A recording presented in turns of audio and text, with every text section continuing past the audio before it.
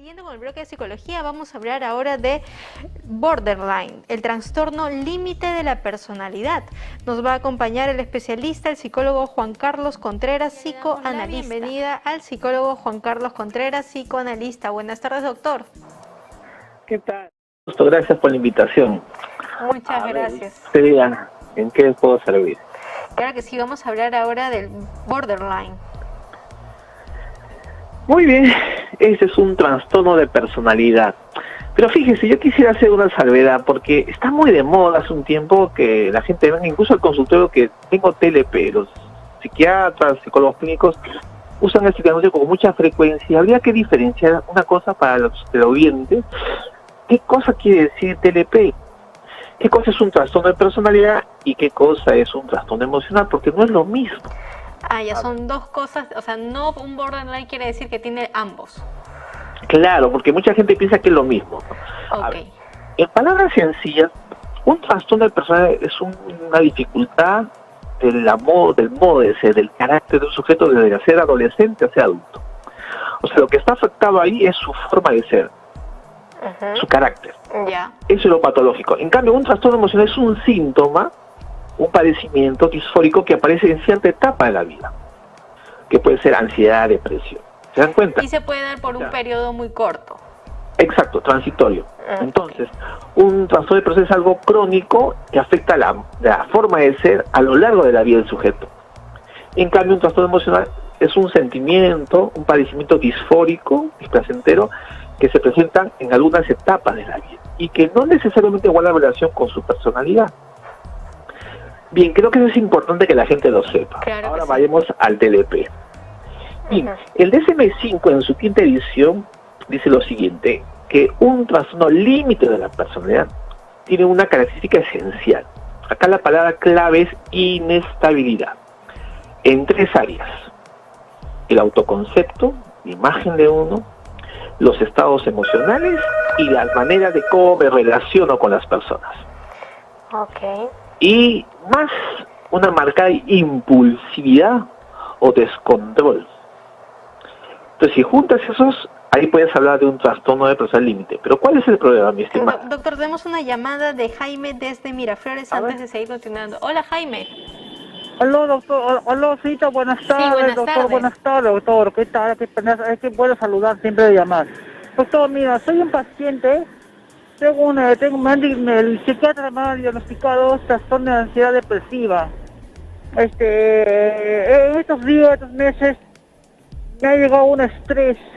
Casi ya llegó al extremo que ya mucho me estreso, reniego demasiado y cuando tomo el médico, estoy tomando los medicamentos que es el valproato, que me indicó el psiquiatra.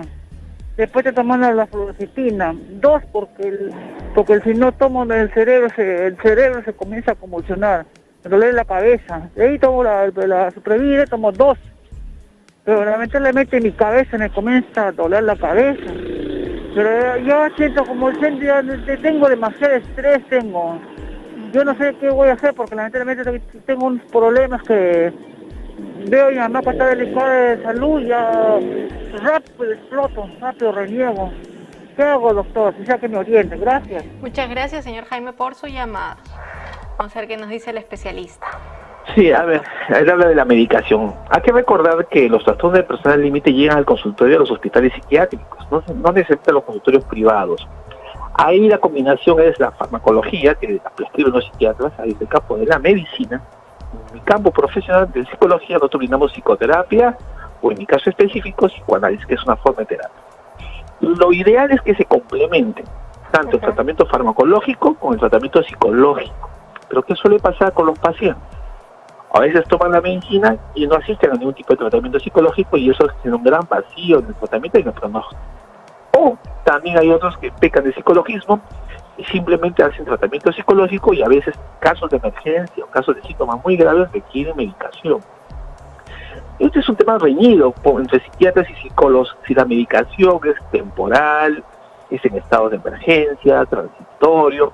Entonces ahí el debate no me quiero meter, no es campo de mi intervención y mi experticia clínica, pero sí es recomendable cuando los síntomas o el padecimiento se torna ya incontrolable y afecta la cotidianidad de un sujeto. Yo tengo un paciente que no duerme 3, 4 días. Por supuesto que lo tengo que llevar a una interconsulta con psiquiatra para que lo medique. Ahí la psicoterapia tiene sus límites. Ajá. O ideación suicida. Entonces ahí los psicólogos tenemos que trabajar de la mano con los psiquiatras. En el caso de esta persona que he llamado, creo que debería también, ¿no?, asistir a un tratamiento psicoterapéutico. Claro, porque está con una ansiedad muy fuerte, nos indica, ¿no? Exactamente. Y a veces hasta la medicación queda corta, imagínese usted. Claro, porque es importante a veces tener, llegar al fondo de qué es lo que genera esa ansiedad, ¿no? Y los fármacos obviamente no van a hacer eso. Correcto. Y yo quisiera tocar el tema porque hay una gran confusión. Esta palabra inestabilidad genera una serie de confusiones y mucha gente, los estudiantes de psicología, cuando comienzan a estudiar psicopatología, deciden que todo el mundo tiene trastorno límite de la personalidad. Porque el que menos presenta pues una inestabilidad es parte de la edad, gente joven. Ahora, ¿a qué inestabilidad se refiere el diagnóstico? A ver, pongan atención, oiga la música. Cuando se habla de inestabilidad, estamos hablando de inestabilidad profunda, grave. No la labilidad emocional que presenta cualquier neurótico. Hay cambios de ánimo propio, etapas transitorias como de la adolescencia, la juventud o las crisis emocionales.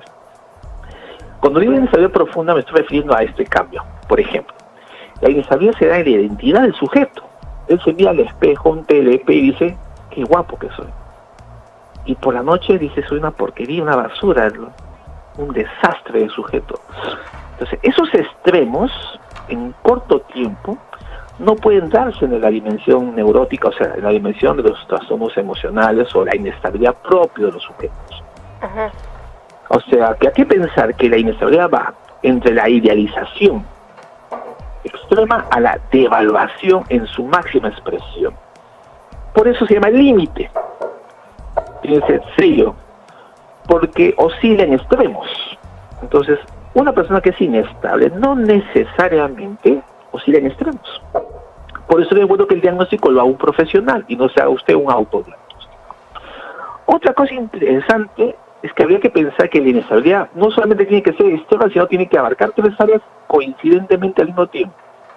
¿Cuáles son estas 3 áreas? El trastorno límite de la persona es inestable en sus relaciones interpersonales. El sujeto ama y odia a la misma persona en cuestión de minutos, pero una metáfora. Su estado de ánimo se ve cambiante de forma vertiginosa en corto tiempo. Y acá lo más grave es su identidad o su imagen corporal. Entonces, fíjense que la inestabilidad abarca muchas áreas, no es simplemente un estado de ánimo. Por eso, repito, no es tan sencillo. Y hay que agregar el componente de la marcada impulsividad, o sea, la ira inapropiada. Estos sujetos tienen un descontrol. En primer lugar, que la inestabilidad tiene que ser extrema y tiene que ser en esas 3 áreas: autoimagen, relaciones interpersonales y estados de ánimo. Miren que no es tan simple. Y la impulsividad marcada que atenta contra la integridad del sujeto. Impulsividad quiere decir ira inapropiada, automutilación, el sujeto se agrede, se corta, o tiene una tendencia, ¿no?, a la violencia. Por eso es un cuadro tan difícil de ver en tratamiento profesional. Hay muchos problemas este tipo de pacientes. Y son pacientes de riesgo. O sea, la marcada impulsiva conlleva siempre a intención suicida. Fíjese que hay una cosa interesante con el límite. Habría que pensar, este término tiene una serie de acepciones interesantes. Hay gente que lo diagnostica por los síntomas. El DSM-5 plantea 9 síntomas, que ahora se los puedo comentar rápidamente, que son muy sencillos. A ver, cuéntanos. Los primeros síntomas tienen que ver con inestabilidad, que yo le mencioné. Imagen, relaciones humanas, relaciones interpersonales y estado de ánimo. Luego tiene una marcada impulsividad.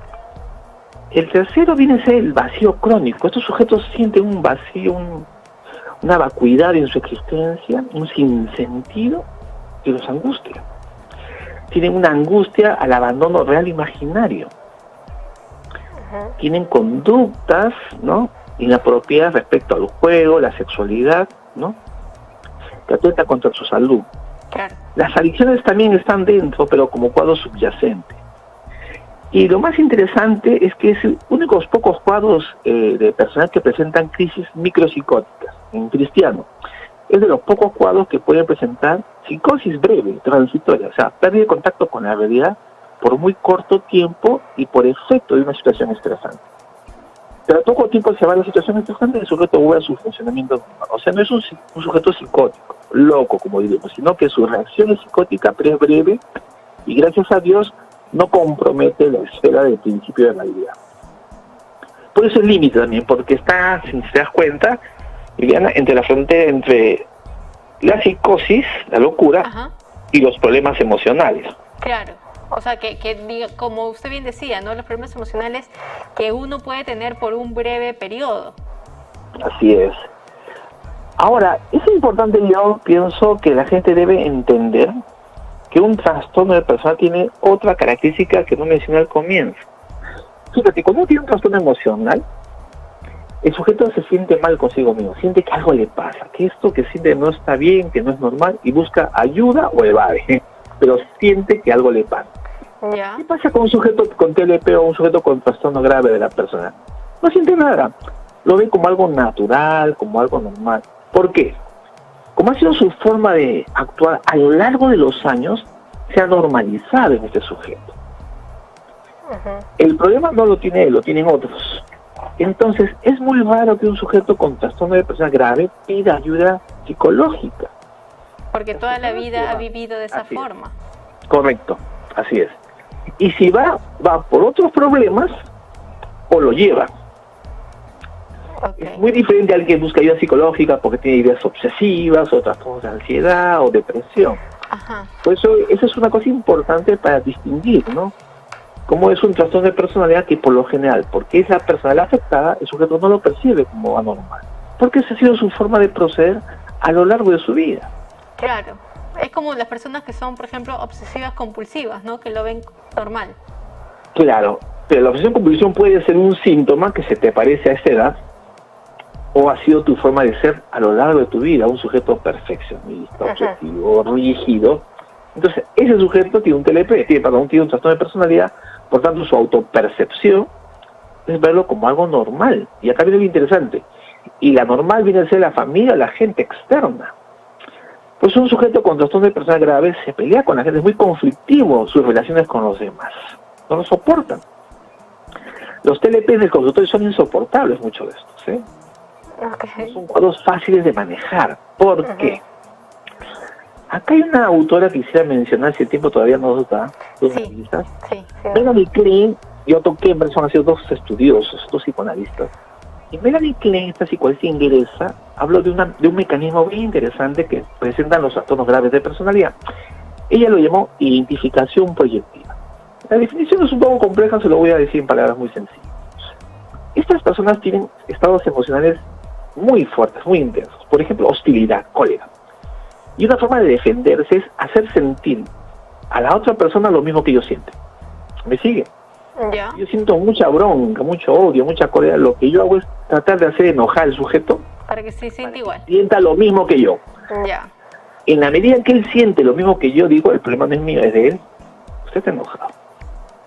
Se descontrola y también yo puedo manipularlo. Es interesante. Justamente por eso estas personas en el consultorio nos generan un estrés al profesional de salud mental. Porque lo busca a propósito. Porque generan sentimientos muy fuertes en el terapeuta, en nuestra contratransferencia. Claro. Nos hace más difícil nuestra intervención clínica y un papel más neutral. Es como decir, si con la gente te llevas tan mal, no te toleran, imagínate con el profesional que intenta ayudarte y te ve, digamos, 3 veces por semana. También hace lo mismo. O sea, la conducta manipulativa a partir de este mecanismo. Pero aquí hay que aclarar que ese mecanismo no es algo consciente, no es que el sujeto dice, voy a hacer que sienta lo mismo que yo siento para manipular. Ah, no lo hace a propósito, entonces. No lo intenciona, no lo planifica. Es un mecanismo inconsciente. Luego, la otra cosa interesante, Otto Kemper, que fue el que dio el sello Borderline, que su expresión en inglés decía que este trastorno usa un mecanismo que se llama la escisión. ¿Qué cosa es la escisión? Estos sujetos se caracterizan por ser muy extremos, no sé si te has dado cuenta. Yo tenía una alumna X, o una mencionar, que en una clase que ella se acercó después de la clase y dijo, pues usted es maravilloso, usted es como mi padre, yo quisiera ser su hija. Nunca vi un exceso de halagos. Le agradecí, eso fue un día viernes, pasó el fin de semana, llegó el lunes, tomé un oral, ella no pudo contestar, ni siquiera jalé. Y después se acercó de forma muy, muy malcriada. Me dijo, usted es un garabato, profesor. Un pobre diablo. Me voy a quejar a coordinación. Y el viernes yo era su padre. Claro. Ahora, ¿me entiende? Sí. Esos cambios extremos son propios del borderline. Entiendo. Y acá viene lo interesante de este mecanismo. La decisión es separar lo negativo de lo positivo. Este sujeto no puede incorporar en una sola persona aspectos dispares. Toda persona tiene algo bueno y algo malo. Tú lo tienes que integrar y saber manejar. ¿Estamos de acuerdo o no? Sí. Ellos no lo pueden manejar, no lo pueden integrar. Entonces lo separan. Al separarlo, lo extreman. O lo idealizan o lo devalúan. Por eso es que sus relaciones son inestables.